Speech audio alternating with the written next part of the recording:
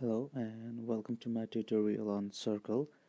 So in this tutorial we'll be looking at another question from circle, and the question says two chords DE. So we have here two chords DE and FG intersect each other at H. So here is point H in which these two chords DE and FG intersects, and if O is the center of the circle, so here is O, which is the center of the circle, and by using this much information we have to prove that angle DOF. So here is this central angle DOF plus another central angle EOG right over here, whose vertex is in the center.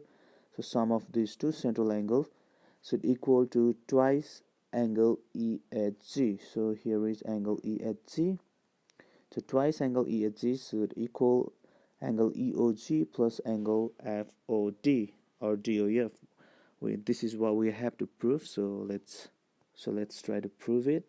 At first, I'm going to join point F and E, and we can see it clearly that angle EFG is the inscribed angle or circumference angle, since its vertex F lies in the circumference of a circle.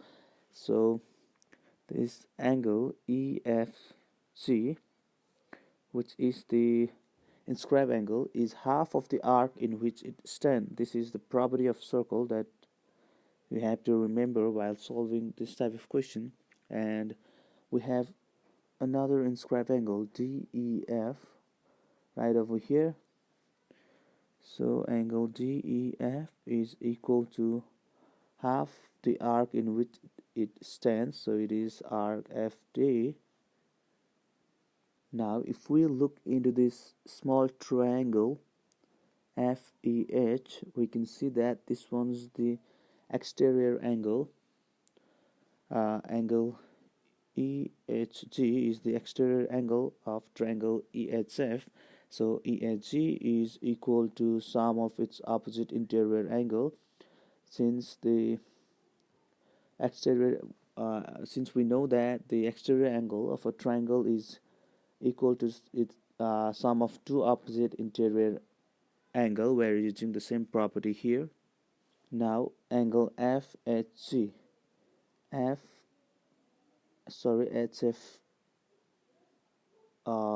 here so it should be E. So angle FHFE is same as angle EFG. So in place of this we can write down half of EG, and in place of HEF we can substitute the value half of arc FD.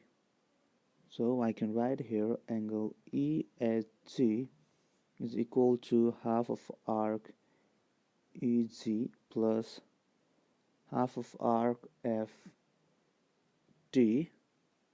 Now one more property we have to know here in this question is that the central angle is equal to the arc in which it stands. So we have a central angle DOF, since one of its vertex lies in the center. It is the central angle.